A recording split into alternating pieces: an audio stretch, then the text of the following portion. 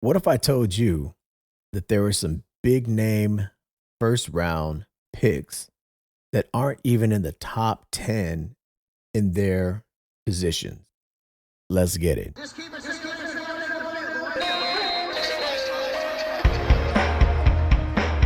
Welcome to FaZe Fantasy Live with your host, Lonnie Z.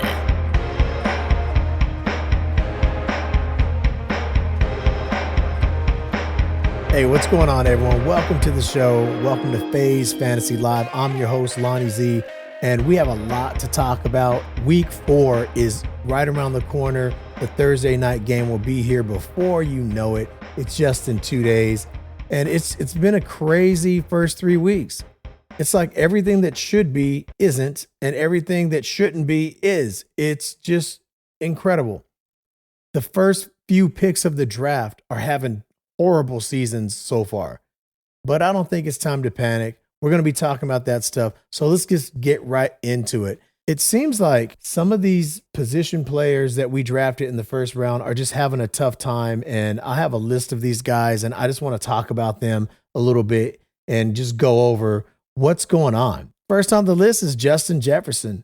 Now, Justin Jefferson, this guy, he was either picked first, second, third, or fourth. If he was there at 5th or 6th, you were surprised. But he's having a horrible time of it. I mean, he's not doing anything. Week 1, he had 9 receptions on 11 targets, 184 yards, and everyone was like, yes, this is, I'm glad we picked him in the top 5, or if you picked him first or wherever you picked him, you're very happy. You're thinking, yes, I have the next Cooper Kupp, and this is great. He had 39 fantasy points that week. And it just seemed like, yeah, it was the right thing. All the hype was right. Justin Jefferson was the right pick. But here comes week 2, Monday night in Philly. In Philly, he had 12 targets. So he even got one more target, but he only got 6 catches, 6 receptions. He only had 48 yards, and he only had 10.8 fantasy points. And I'm talking about PPR formats. So he had 10 fantasy points in PPR formats. That's not going to get it from a top 5 draft pick. And you think, okay, he just had a slow night. Darius Slay was really on him and doing something, really locking him down. The Eagles defense is good. So you're thinking a bad game's not bad. At least he got me double digits. But then he comes home in a game that we think is going to be one of the highest scoring games of the week, and goose egg. I mean, literally, he had 6 targets, 3 receptions for 14 yards at home against Detroit. In PPR formats, he scored 4.4 points. And if you spent $9,500 in FanDuel that week on him, thinking that he's going to have a big, big game, you got 2.9 fantasy points out of him. That's it. Now, that's crazy. I don't know what's going on with Jefferson, but I have a few ideas. One of the things is Kevin O'Connell really likes to spread the ball around. But for some reason, in the last 2 weeks, he hasn't been able to get Jefferson free. Defenses are really going to pay a lot of attention to Jefferson this year. He's already talked about being double teamed. He's getting double teamed and help over the top. So in some cases, 3 guys are in his vicinity trying to just shut him down. What I think's happening is that teams are saying, look, we're not going to let Jefferson beat us.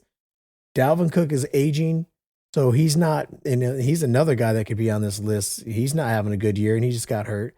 But Dalvin Cook is aging, and, Thielen, we don't think Thielen can beat us until Irv Smith shows that he can really be that tight end, elite tight end 1. We're not too worried about him. Let's just take Jefferson out of the game. Let's put as much on him as we can. Let's hit him. Let's make his life miserable. So the Vikings have a lot of work to do. They're going to have to figure out what to do to get Justin Jefferson free, because a lot of people are counting on him. and this show's all about fantasy football. So I'm just keeping it real. This is fantasy football that we're talking about. And if you drafted him in the first round, you're a little worried right now. But I would say don't be overly concerned. Don't panic. The ship will be righted. They're going out to London. They're playing against, a defense that isn't that bad. The Saints aren't that bad, but he's going to look to get on track. I'm sure Kevin O'Connell is going to do everything he can to get Jefferson the ball, but it's just kind of odd that last week he only had 6 targets and 3 receptions. So Justin Jefferson, number 1 on our list of duds after 3 weeks. He's been a dud. For the price that you paid in the first round for him, he is not paying off. So he makes our list of duds. He is wide receiver 10 right now. And the only reason he's wide receiver 10 is because he had such a boom first week. Take that week out and he'd probably be wide receiver 50 or something like that. Something crazy. All right. Next on our list is Ja'Marr Chase. Now, Ja'Marr Chase is another guy that you paid a lot in the draft for. You got him in the first round, probably anywhere between 7 and 10 in 10-team leagues and, 7 and 12 in 10-team leagues. I think in the most leagues that I saw him, he was going around pick number 9, 8, 9, 10, right around there. But let's see what he's done the first 3 weeks. Just like Jefferson, the first week, he had 16 targets, 10 receptions, 28.9 fantasy points, 129 yards with the touchdown. I mean, he was balling. And you're thinking, here we go. Yes, this is exactly why I got this guy, because he is elite. And none of that's changed. He is elite. But in week 2, they ran into a really tough Dallas defense, and he had 9 targets, 5 receptions for only 54 yards. Now, that's not good. He gave you 10.8 fantasy points. And if you drafted Ja'Marr Chase in the first round, you're wondering what's going on. You might have even lost week 2 if you had Ja'Marr Chase and you were counting on him. You may have lost just by a few points because your number 1 first round draft pick did not come through for you. And then we're thinking, okay, well, in week 3, he should have a big game. The Bengals are 0-2. They have a lot to prove. They're going on the road to New York, but they should get it straight here. Well, he had 10 targets, 6 receptions, 29 yards. 29 yards. I mean, that's crazy. He gave you 12.7 fantasy points, though, because he did score a touchdown. So at least he's been in double digits every single week in PPR formats. But still, for the price that you paid for Ja'Marr Chase, it's really not paying off right now. But just like Jefferson, don't overly panic. Don't go crazy. It's going to be okay. They'll get this thing figured out. One thing about elite athletes is that they always figure it out. They do. And I think Ja'Marr Chase is up for the challenge. It brings us to another wide receiver that was drafted either in the first round or right at the turn going into the second round. So Davante Adams. Now, Davante Adams he was drafted anywhere from pick 10 to 13, right around there. And so if you got him in the first round, you're probably picking him at the end of the first round and he was the best available, or you turned around that, snake and you grabbed him coming into the second round. But the same thing's going on with Davante. He has a real boom first week with the Vegas Raiders. He had 10 receptions on 17 targets. He's back with Derek Carr, his college buddy, 141 yards, a touchdown, 30.1 fantasy points.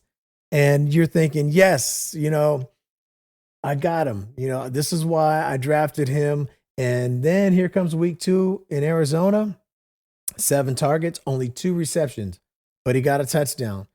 And he only got 9 points. He only got 9 points, though, in PPR formats with the touchdown. So he really he only had 12 yards on those 2 receptions. That's Davante Adams. Josh McDaniels has got to figure out how to get this guy the ball a little more. So he comes back against Tennessee in week 3, 10 targets, 5 receptions, 36 yards. And he gets the touchdown, though. So he scored a touchdown every single week. He gave you 14.2 points. But you need more out of your number 1 draft pick. your first round or your second round draft pick. You can't have these kind of weeks because these are the guys that you're counting on to win your season, to carry you. And then hopefully you find a few of those gems and that really puts you over the top. But you have to have consistency out of these guys. And it's crazy that we're not seeing it out of these elite wide receivers, these elite athletes. Now, there's a big controversy on YouTube all, preseason and all summer long about zero RB or robust RB and all that. Drafts kind of dictate how you draft.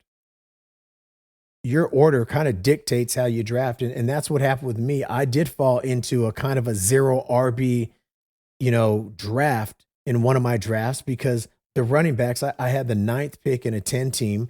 And by the time I got to number 9, there were no real running backs that I was going to, spend my number 9 pick on.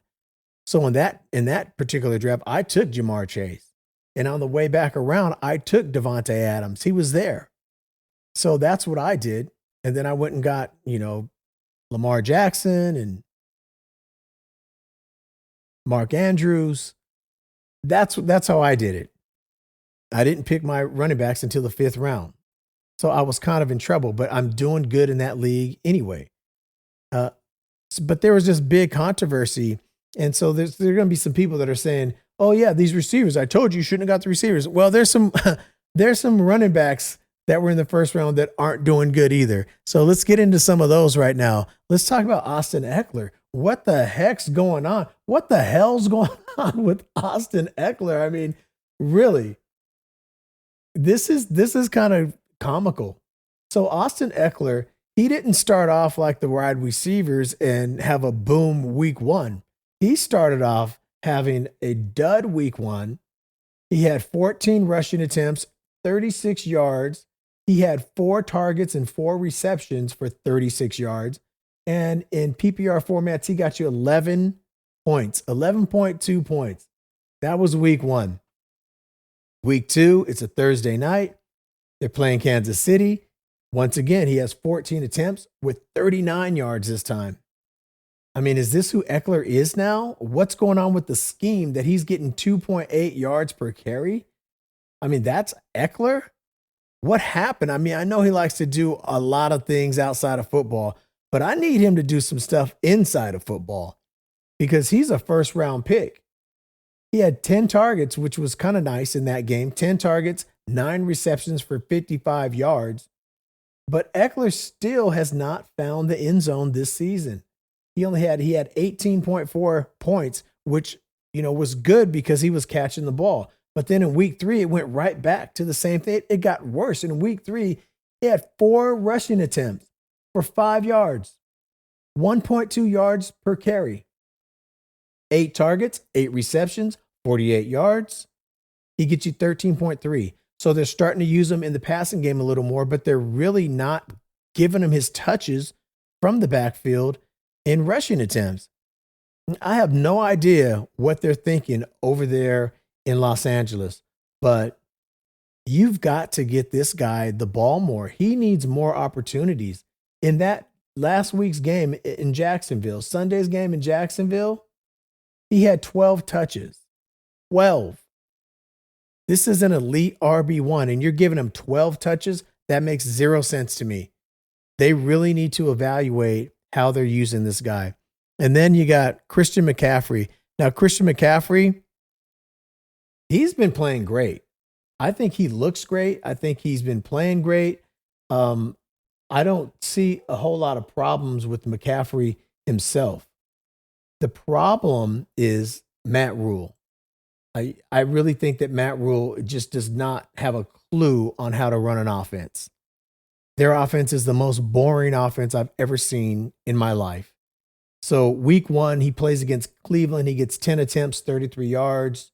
He gets you 15.7 fantasy points. He had 5 targets, 4 receptions for 24 yards.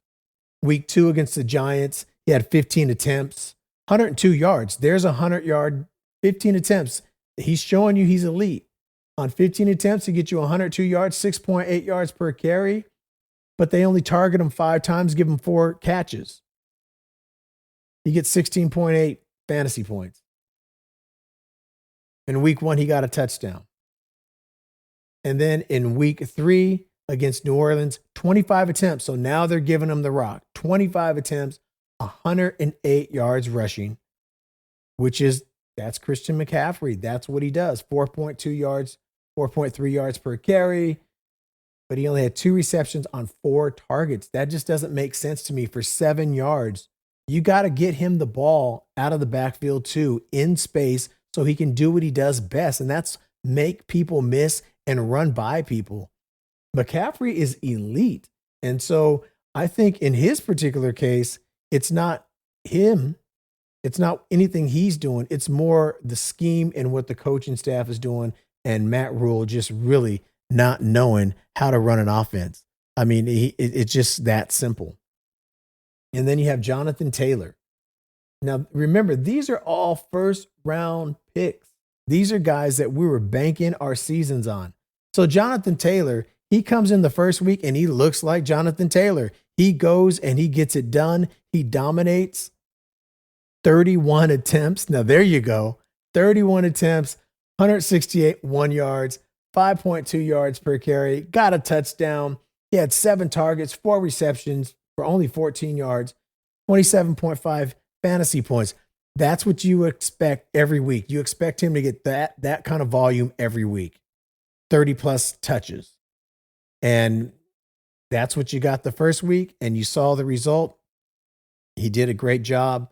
He really put his team in a good position. Then week 2 in Jacksonville, 9 attempts, 54 yards. I mean, what's going on with 9 attempts? 1 target, 1 reception for 9 yards, 7.3 fantasy points. This is Jonathan Taylor. Even if you're losing against Jacksonville, you still got to give him the rock, because everything about your offense goes around Jonathan Taylor. It all flows through Taylor. And so for them not to get him more involved was just really ridiculous. It makes no sense at all. And I don't know what these coaches, I don't know if these coaches and these teams are just thinking they're too smart, too cute. You know, oh, I'm not going to give Taylor the ball. I'm going to beat you with this guy. No, don't do that. Beat me with Taylor. You know, put Taylor, let him run the ball. That's what he does the best. Then he plays against Kansas City. His attempts go back up to 21, 71 yards, 3.4 yards per carry, no touchdowns. He had 5 targets, 3 receptions, and he scored 12.1 points. So that's more like a game that, you know, he should be successful in. You can chalk that one up to maybe the defense. But for some reason, these guys just are not having the first quarter of the season like we expected them to. I don't think anyone expected all these guys. These guys are all, you know, basically, with the exception of McCaffrey, I think outside of the top 10 in the rankings. I'll look that up in a second here, but that's just crazy. And let's get on to the last guy on the list, and it's Kyle Pitts. So Kyle Pitts is not a first round pick, but he was I saw him going in the 3rd round, 4th round, right at the turn into the 4th round. In his first game of the season, he had 7 targets, 2 receptions for 19 yards. His second game, 3 targets, 2 receptions, 19 yards. He scored 3.9 points in his first 2 games, exactly the same fantasy points. And then finally in Seattle, he had 8 targets, 5 receptions, 87 yards, no touchdowns, 13.7 fantasy points. Now, he should be getting more volume. In that case, in the case of Kyle Pitts, you have a new quarterback. You're trying to scheme him up. You got a brand new wide receiver that is looking great in Drake London, who's really demanding a lot of the target share. So I think that they're going to figure that out, and Pitts will be okay. I really believe all these guys are going to be okay. I'm probably most concerned with Matt Rule and the Carolina Panthers, because as good as Christian McCaffrey is, if Rule isn't giving him the ball in certain situations that he can really be successful in, he can run for 100 yards a game and still not be what we expected from a fantasy perspective. So I know he's elite and he's a great runner, and he's probably the, if not the best all around, all purpose back in the league. Definitely, no, I'd say he is the best all purpose, rushing, receiving. He's definitely the best in football. But when you have a coach like Matt Rule, who just really doesn't know what he's doing on the offensive side, that's going to hinder him. And that's what's going on. He's being hindered right now. And so that's just not cool. It's not cool at all. And they're going to have to figure this out, because if they don't, they're going to have a long season, and Matt Rule may not be long for that job. That is for sure. Okay, so if we're looking at fantasy points and we're looking at the top running backs in the league, you have Saquon Barkley, Nick Chubb, James Robinson, Clyde Edwards-Helaire, DeAndre Swift, Cordero Patterson, Aaron Jones, Jamal Williams, Khalil Herbert, who played one game, and he's at number 9. And then finally, we get one of these, elite running backs, Jonathan Taylor at number 10, Christian McCaffrey at number 11. Austin Eckler is way down at number 13. So top 10, 11, and 13 for the running backs. Wide receiver, you have Stephon Diggs, who's having a magnificent season. I'm glad to see that him and Josh Allen are finally on the same page. This is their 3rd season together, and they're finally on the same page, and they're really, really getting it done. Cooper Kupp is number 2. He's the only one from this, top 5 draft picks that has just been steady. Cooper Kupp has just been steady. Amon-Ra St. Brown, Jalen Waddle, Tyreek Hill. Christian Kirk is number 6. A.J. Brown. Christian Kirk, man, talk about knowing how to use a guy. He gets over there with Peterson, and Peterson knows how to use him, whereas I don't know what they're thinking out in Arizona with Cliff Kingsbury. I mean, what was he thinking? Curtis Samuel, Marquise Brown. Then, finally, an elite gets in there. At number 10, Justin Jefferson. At number 11, Devontae Adams. Jamar Chase comes in at 13. So there you go. And then at tight end, Kyle Pitts is way down the list. He is, let's see, where Kyle Pitts is tight end 15 right now. And these are all guys that we thought were going to be elite. Now, I think they will be. Don't panic. These guys are going to get better for sure. But right now, these guys are straight up duds. All right, let's talk about the injury report real quick. There were a lot of injuries that happened in week 3 to some real key players. Top on the list is Dalvin Cook. Now, Dalvin Cook went down in the 3rd quarter with a shoulder separation. He got a separated shoulder, dislocated shoulder, and he already has a tear in that same shoulder. And so this probably has exasperated it some. So he's already playing with the torn shoulder, but now he goes and separates it. He's going to put on a brace. He should be available for the game Sunday morning in London against the Saints. But that's really concerning. You got to be careful with that, because Cook, seems to have this every year where he misses a few games. Obviously, Alexander Mattison is the number 1 handcuff in football. So you want to make sure you get him. And if you didn't get him, he's probably right. He's rostered in over 55% of the leagues. So he may not be there, but if he is, you need to put in your waiver wire and you need to get Alexander Mattison. I'm not sure how this is all going to play out for Dalvin Cook, but it's really concerning. And it could be anywhere from no time, like they're saying he's probably going to suit up.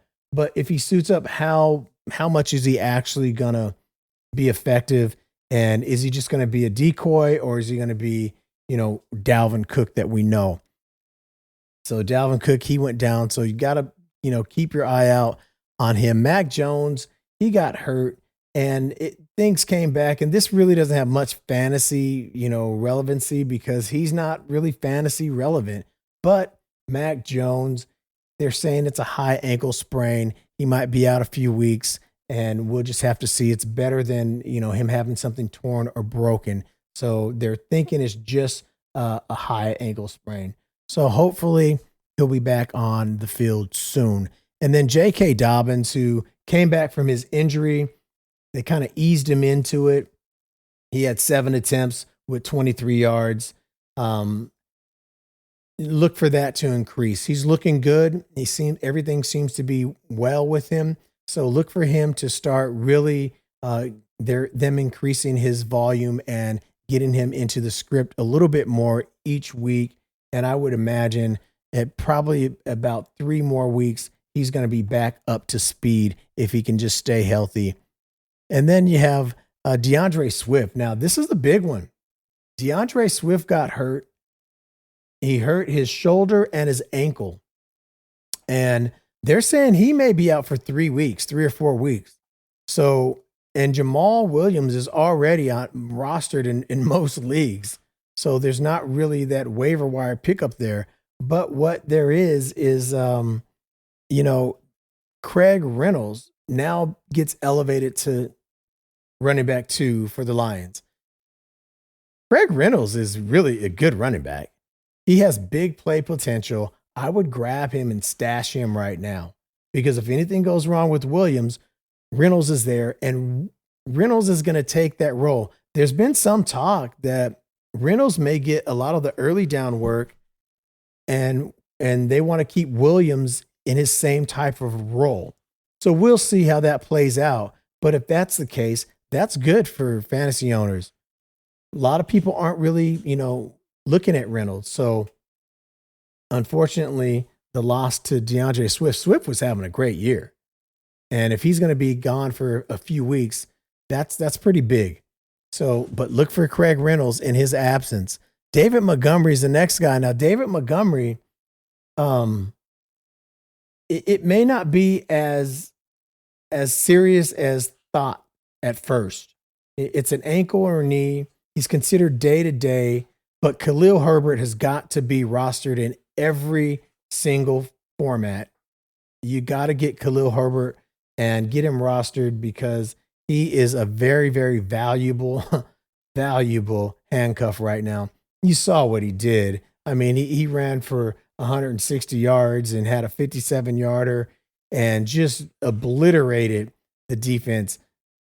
I think Khalil Herbert is better than Montgomery. I really do. I think he's more dynamic. Last year when he filled in, he did a great job. It was like having an RB1. So Khalil Herbert is the guy you want to go get. It's going to be tough, though, unless you have that very first pick. He's going to be the very first one off of the waiver wire, I'm sure. And then, Justin Herbert is dealing with some sore ribs. And he's considered, day-to-day too. He played through it last week, but quarterbacks with sore ribs, that's not good. It really affects them getting the ball down the field. So monitor that situation. If you have Herbert, make sure that you have a QB2 on your roster on standby because that can be a significant loss right there. All right. And then Garrett Wilson, he got hurt. He got hit in the ribs also, but he came back and he should be all right. But we're talking about the Jets and Garrett Wilson right now. Don't give up on Elijah Moore because Zach Wilson is back. He's going to be back. And him and Elijah Moore had a thing last year. Really good chemistry. This may hurt Garrett Wilson a little bit. And Elijah Moore's too good to have the subpar games that he's had. So there you go. There's our injury report. There goes our big name duds. Week 4 is right around the corner. We're going to get you ready for the fantasy football, for daily fantasy football before Thursday night. Thanks for stopping by. Really appreciate it. And we'll catch you on the next one.